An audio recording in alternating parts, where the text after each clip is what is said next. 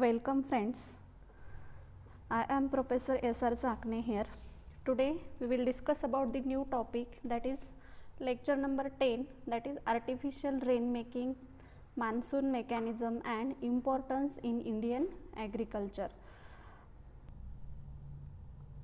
So firstly we will discuss about the introduction regarding the artificial rain making. In that, firstly, the Vincent Schaefer that discovered the principle of cloud seeding in 1946. So this principle, that is this scientist, the name of that scientist is the Vincent Schaefer, and that discovered the principle of cloud seeding firstly in year 1946. After that, the Dutch physicist A. Ferrat done the first experiment by using the CO2 in the area of this artificial rain making.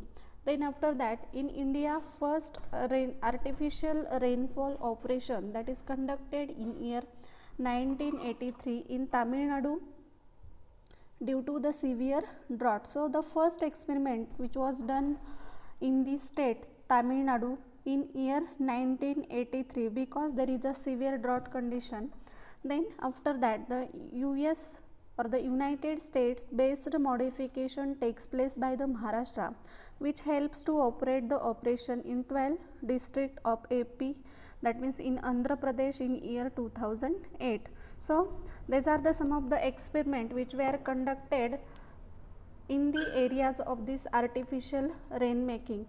So this is in short about the introduction regarding the artificial rain making. After that, we will discuss about the types of the artificial rain in detail. In that, there are main two types of the artificial rains are there. In that, first one, that is the warm cloud seeding by using the sodium chloride, and the second one, that is the cold cloud seeding by using the silver iodide. Then the first type of the artificial rain, it includes firstly the dry ice cloud seeding, and the second one is the silver iodide cloud seeding. Then again the cold cloud seeding is again divided into the two types. First one is the water drop cloud seeding, and the second one is the common salt cloud seeding. So these are the some of the types of the artificial rain. We will discuss this types of the artificial rain in detail as one by one. So firstly we will discuss about the warm cloud seeding. So the warm cloud seeding is also known as the hygroscopic seeding. Then it is done by using the sodium chloride and the calcium chloride. So basically this warm cloud seeding that is done with the use of the sodium chloride and the calcium chloride. Then this process is done at a temperature higher than the 0 degree Celsius. When this process is carried out, that can be carried out when the temperature is higher than 0 degree Celsius, and this process helps to produce the rain. So in short, this is known as the warm cloud seeding. Then after that, what is the cold cloud seeding? So this cold cloud seeding is also known as the glaciogenic seeding. Then this cold cloud seeding that can be done by using the silver. So that can be done by using the silver iodide. Then this process is done at a temperature lower than the 0 degree Celsius. That means when this cold cloud seeding process is carried out, that is done at when the temperature is less than the 0 degree Celsius, and this process produces the larger snow crystals, and that is known as the cold cloud seeding. So these are the main two types of the artificial rain making processes are there. In that, first one is the warm cloud seeding and the second one is the cold cloud seeding. Then what is the methodology, or which method which is used for producing this artificial rain, we have to discuss here. In that, first one is the principle. Then clouds are classified into the warm and the cold clouds, that is based on the cloud top temperature. If the cloud temperature is positive, then this cloud is called as a warm cloud, and if the temperature is negative, then this cloud is called as a cold cloud. Then after that, the nucleus needed for the precipitation that differs with the types of the cloud. That means whatever the nucleus which are needed for the artificial precipitation, and that will be differs according to the types of the cloud. Then the hygroscopic materials are necessary as the nucleus for the warm cloud. So in short, this is regarding the methodology of the artificial rain making. Then how the artificial rain making that works. The cloud seeding involves the use of the water absorbent material to encourage the formation of the clouds as well as the rain. Then after that, the effectiveness of the cloud seeding cannot be proven, and some worry that it may actually cause the harmful effect, and this process is implemented some areas like the Texas and the Utah. So in this area, this artificial rain making that is works. Then after that, what is the actual cloud seeding? So this cloud seeding is one of the tool to mitigate the effects of the drought. That means we can overcome the drought condition due to this cloud seeding, and there is the artificial rain process that can be carried out. The process in which the precipitation is encouraged by injecting the artificial condensation nuclei through the aircraft or the suitable mechanism to induce the rain from the rain bearing cloud, that is known as the cloud seeding. So in the process of the cloud seeding, in which the precipitation that can be encouraged by the injection of the some of the artificial condensation nuclei, they are inserted into the atmosphere through the aircraft or the some of the other suitable mechanism, and therefore the precipitation may occur, that is known as the cloud seeding. The raindrops are several times heavier than the cloud droplet when the artificial rain may occur, and at that time the raindrops, they are several times heavier, that means larger than the cloud droplet. These mechanisms are different for the cloud cold as well as the warm cloud. So the process of the cloud seeding, that is different for the cold clouds as well as the warm cloud. So in short, we have discussed about the cloud seeding. Then there are two types of the cold cloud seedings are there. First one, that is the dry ice seeding, and the second one is the silver iodide seeding. So these are the two types of the cold cloud seeding which are included under this cold cloud seeding. So firstly, we will discuss in detail about the dry ice seeding. Then what is the dry ice seeding and how it happens into the atmosphere. So it remains as it is at -80 degrees Celsius and evaporate but does not melt. So that is known as the dry ice seeding. So this dry ice, when inserted into the atmosphere, is at -80 degrees Celsius. At that condition, the ice crystals, they get evaporate but they doesn't melt. Then aircrafts are commonly used for the cloud seeding with the dry ice. So the dry ice cloud seeding that can be done with the help of the aircraft as shown in the picture. Then the aircraft flies across the top of the cloud, and 0.5 to 1 centimeter dry ice pellets, they are released into the steady system. That means there is a no windy condition at that time. The dry ice pellets, they are inserted in the steady condition. Then while falling through the cloud, the sheet of the ice crystals, they are formed after the dry ice seeding, and from these ice crystals the rain may occur. Then this method is not economical, at 250 kilogram of the dry ice is required for seeding the one cloud. That means when we have two seeding of the one cloud, and at that time we required 250 kilogram of the dry ice, and due to that this method is not an economical method. Then after that, the second method under the cold cloud seeding, that is the silver iodide seeding. So in which the minute crystals of the silver iodide that produce in the form of the smoke that act as a efficient ice forming nuclei at temperature below 5 degree Celsius. Then the silver iodide atomic arrangement, that is similar to that of the ice, therefore it is the most effective substance which is used for the cloud seeding.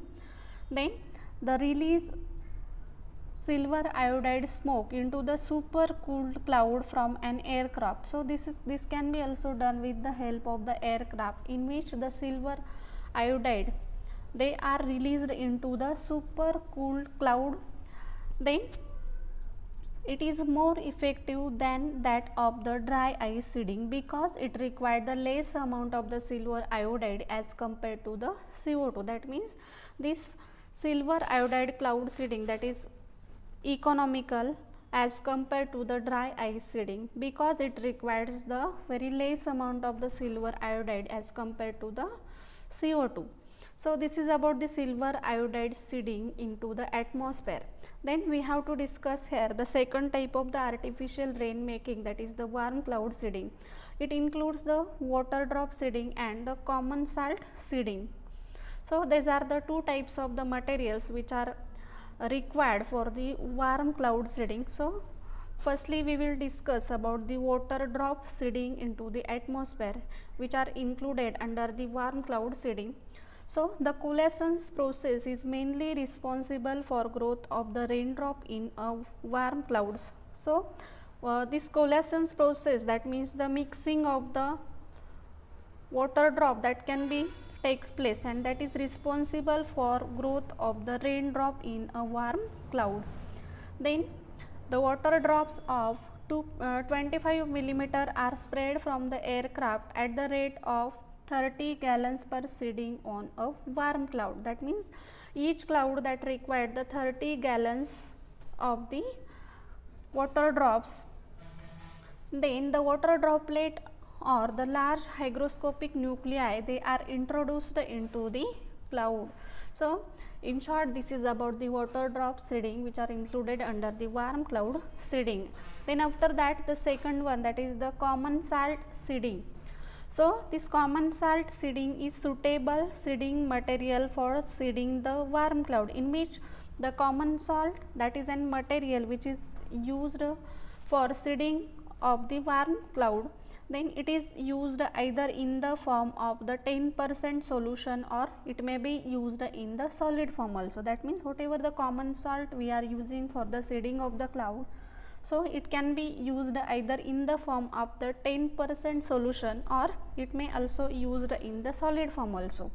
Then the spraying is done by the power sprayer and the air compressor. So whatever the instrument or the equipment which is used for the seeding of the common salt, so the spraying of this common salt, we required the power sprayer as well as the air compressors for the spraying of this common salt. Then the balloon burst technique, that is also beneficial, and that is used for the common salt seeding into the atmosphere. So in short, this is regarding the common salt seeding under the warm cloud seeding. Then after that, we have to discuss here the monsoon mechanism. So today the mechanism of monsoon is widely studied subject globally. That means in a large way we can study this monsoon mechanism globally or throughout the world. Then the following facts are important to understand the mechanism of the Indian monsoon. That means when we have to understand the mechanism of monsoon, then we should know some of the fact regarding this. In that first fact, that is the differential heating and cooling of the land as well as the water, that is also responsible for the monsoon mechanism, in which due to this the lower pressure that is found on the land mass and the high pressure that is found on the water bodies or seas and the ocean around the India. That means it included under the differential heating and the cooling of the land as well as the water. So there is the variation of the pressure which is observed on the land mass as well as on the water bodies. Then the second mechanism, that is the shift in the position of the intertropical convergence zone, that is we called it as the ITCZ, and this ITCZ zone which is lies at 5° north and south latitude.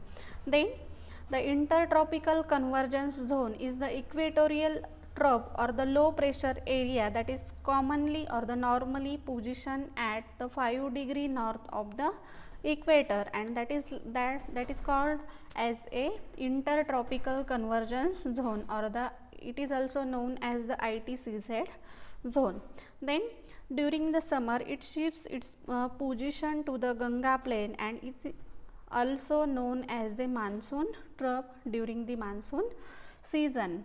Then after that, the third mechanism, that is the presence of the high pressure area at the east of the Madagascar, in which the high pressure area is found east of the Madagascar approximately at 20 degrees south over the Indian Ocean. And the second one, that is the intensity and the position of the this high pressure area, that also affect on the Indian monsoon. So these are the some of the mechanisms which are involved in the monsoon. Then next one, that is the intensely heated Tibetan plateau. So the Tibetan plateau gets intensely heated during the summer season. Then after that it results into the strong vertical current, that means the air current. And the third one, that is the at 9 km over the plateau from the mean sea level, the high pressure that is formed. So this is regarding the intensely heated Tibetan plateau. And the next mechanism, that is the westerly jet stream and the tropical easterly jet stream, in which the westerly jet stream that moves to the north of the Himalayas, and at this time that means during the summer season, the tropical easterly jet stream that is present over the Indian peninsula. So the next mechanism which is also involved in this monsoon as the southern oscillation, in which the changes in the pressure conditions over the southern oceans also affect the monsoon mechanism. Normally when the tropical eastern South Pacific Ocean that experiences the high pressure, then tropical eastern South Indian Ocean experiences the low pressure at that time.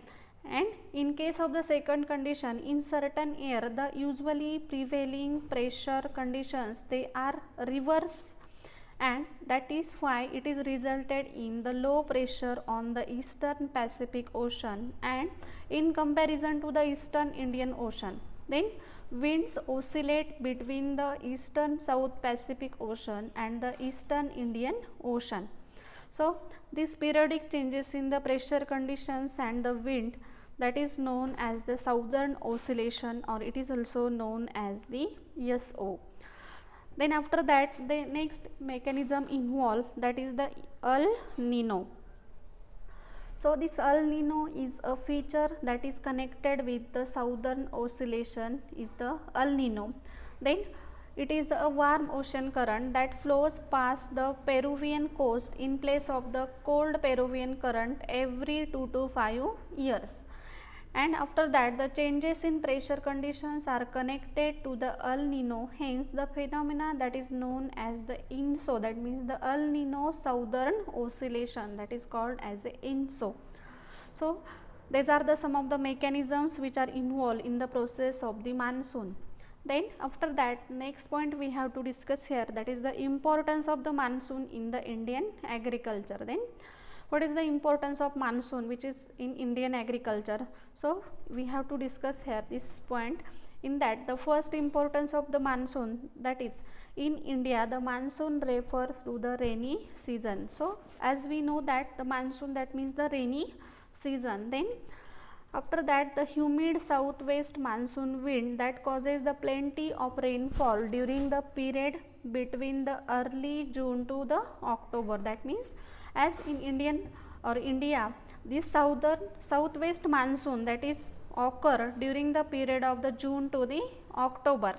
Then a large portion of the Indian farmers still depend upon the rainfall to carry out the agricultural activities. That means whatever the crop he has to grow in his farm, they are totally depend on the rainfall or the monsoon. That means a large portion of the Indian farmer, they are depends upon the rainfall for carrying the various agricultural activities for the cultivation of the crop. Then after that, since the agriculture is one of the most important constituent on the Indian economy, that means it can contribute around the 16% of the total GDP.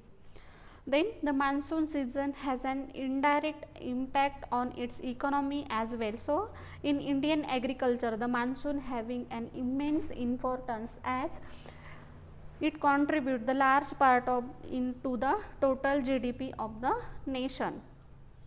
Then after that, the next importance, that is India has a tropical monsoon type of climate. So here the temperature in the summer month is high and the rainfall is heavy. So India which having the tropical monsoon type of the climate, so the temperature is very high during the summer season and the rainfall which is heavy in the monsoon. Then the high temperature and the heavy rainfall in summer month are important for the growth of the different types of the kharif crop in the different parts of the country. That means the high temperature as well as the heavy rainfall in the summer month, they are very important for the growth, development and the yield of the various crops which are growing in the kharif season in a various parts of the country. Then unlike the other countries in high altitude, the India enjoys the long hours of the sunshine even during the winter month also. That means the country like India which having the high altitude area, so that we can receive the strong light intensity as we can enjoy the long hours of the sunshine during even in the winter season also. So with the winter precipitation, a second rabi crop can be easily grown. That means mainly the rainfall which is received in the rainy season, but in some parts of the India the rainfall which is also received in the winter season also. So we can take easily the second crop, that means the rabi crop can be easily taken in various parts of the country. Then the amount of the rainfall is the most important determinant of the type of the crop which is raised. So the rainfall that is plays the very important role in the determination of the which type of the crop that can be taken on a particular region of the country, that can be also decided. So the monsoon which plays the very important role in the Indian agriculture. Then after that, the wet crops are raised in the wet zone and the dry crops they are taken in the dry zone. That means those crops which require the more water, that are known as the wet crop, and these wet crop they are taken in the wet zone. That means in that area the heavy rainfall which is received, and opposite to that the dry crops which are taken in a dry zone. That means those crop which requires the less water, they are taken in the dry zone. That means the less amount of the rainfall which is received in that area. So the wet crops are raised in the wet zone and the dry crops are raised in the dry zone, and that is because of the amount of the precipitation which is received in that particular region. Then after that, the crops like the rice, jute, sugar cane which require the high temperature and the heavy rainfall for their cultivation. So this crop which require the more temperature as well as the more rainfall for their cultivation, so these are cultivated in the summer season. And after that, the crops like the wheat, barley, they require the moderate temperature and rainfall, so they are cultivated in a winter season. Then after that, the rubber trees required uniformly high temperature and the regular rainfall all the year round. Then in the southern parts of the Deccan, the temperature is fairly high all the year round and the rainfall is well distributed over the 6 to 8 months. So the rubber is grown in the southern part of the Deccan. So these are some of the important points regarding the importance of the monsoon in Indian agriculture. Then after that, we will discuss here some more points regarding the importance of the monsoon in Indian agriculture, as a large number of farmers they depend upon the monsoon rain to meet the food requirement of their family. Then they engage in agricultural activities not to sell the crop but for their own needs. That means there are some of the farmers or the large number of farmers, they totally depend on the monsoon rain to obtain their food requirement of their family. That means this farmer, they doesn't sell the crops in the market, but they are depend for obtaining their food material which is required for their own family. Then the normal rainfall is essential for the adequate agricultural output. Then in a large country like India, it is essential to maintain the food prices also. So the food inflation may destabilize the entire nation. Then the food prices depend upon the agricultural output. That means if the agricultural output is more, then the prices is less, and when the output is less, at that time the prices of the food that will get increases. Then the rainfall is said to be normal when it is between 96% and 104% of the average rainfall of the past 50 years. So when we called as the rainfall is normal, so it is when it is received between 96% and 104% of the average rainfall of past 50 years, that at that time we can call it as a normal rainfall of that year. Then the average of recorded rainfall for the past 50 years is 80 centimeter, and at that time we can call it as a normal rainfall. Then the next point, that is the conclusions. So the monsoon rainfall is very uncertain. That means there is no certainty of the receiving of the rainfall. Then it may arrive early and linger for a long time, or it may arrive too late. That means there is at some time the rainfall which is received in time, then when at some time it is received early and it is too late. That means there is the uncertainty of the rainfall which is received in the India. Then it may cause too heavy rainfall in some part and too little in other. That means some parts of the country which received the heavy rainfall as compared to that other regions of the country which is receiving a very little amount of the rainfall. Then it may cause the flood as well as the drought condition. So the flood and the drought condition which is occurred when it is heavy, at that time the flood condition may arise, and when the drought condition is there, if there is the very plenty of the rainfall which is received. So the Indian present lives are the mercy of the monsoon. So this is in short regarding the conclusion of the Indian monsoon mechanism. In this way we have completed this lecture number 10, that is the monsoon mechanism. So today we will stop here. Thank you.